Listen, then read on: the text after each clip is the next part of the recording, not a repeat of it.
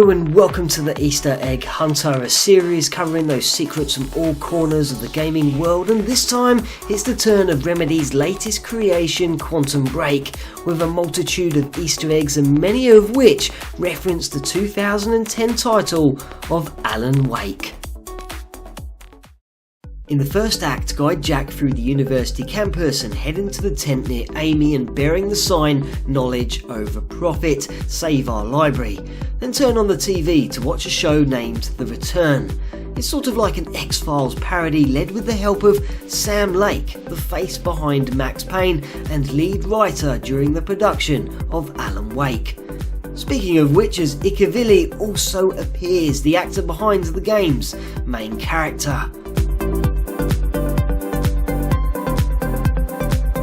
When wandering into the Physics Research Centre, you will be greeted by Paul Serene, whom is wearing a Stone Crow t-shirt based on the real-life band Stone Crow, whose poster is advertised on many billboards, including just inside the lecture halls. If you also look closely at the band's name, it has been created with Doom's typical and classic font. On the back of the tee, dates and venues of the 2016 Balance Tour are listed, including Bright Falls, the town and setting of Alan Wake. April 5th, the tour heads to Espoo, Finland, where you can find the headquarters of Remedy and is the release date of this very title. Plus, right at the bottom it reads, Children of the Elder God, a track created by Poets of the Fall, creators behind Alan Wake's soundtrack album. Another Alan Wake reference lurks a little further on, as when Jack and brother in tow enter Lecture Hall A, as one of the blackboards is smothered in notes, questions and key points from the games, and also includes a nod towards poet William Blake.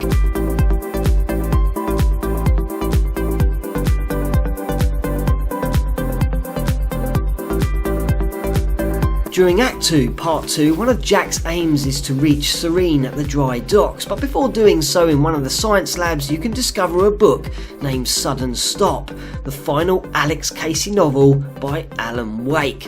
It also says this copy is signed by the author and dedicated to Emily Burke, one of the main characters of Quantum Break. In Act 3, Part 1, the main objective is to locate Dr. Armorall's office, and on the way a chap has been frozen in time and has dropped his files outside room 202, and in slow motion he can be heard saying,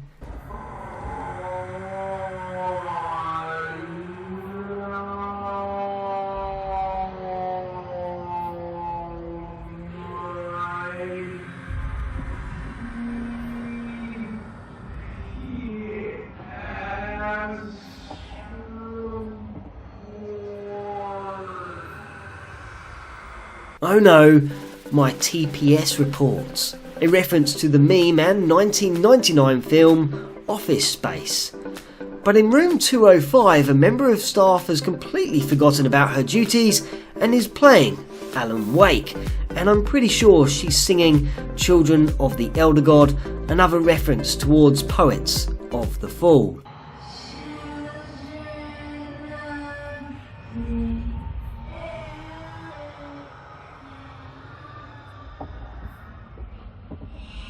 Then, in room 102, there's another book, though this time it's written by Sam Lake. And to finish, a construction worker mentions he's going to buy a tanning bed, a reference to a conversation between Alan Wake and Barry Wheeler. I know. This way, Jack. What are you gonna do with the extra cash? I'm gonna buy a tanning bed and I'm gonna live in it. What?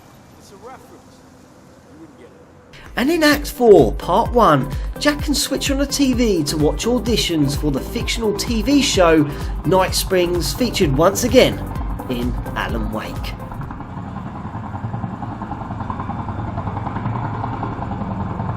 And yet, that is the fate that awaits you in Night Fringe. It's Night Springs. Night Cringe. Springs.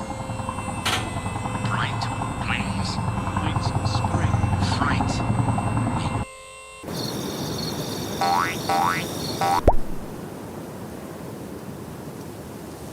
Hey everyone, this is James, and if you ever want to know what else I get up to, then you can always find and follow me on Facebook, Twitter and Instagram. And if you're new to the channel, then why not subscribe and become part of the journey as we explore secrets, Easter eggs and glitches every single week.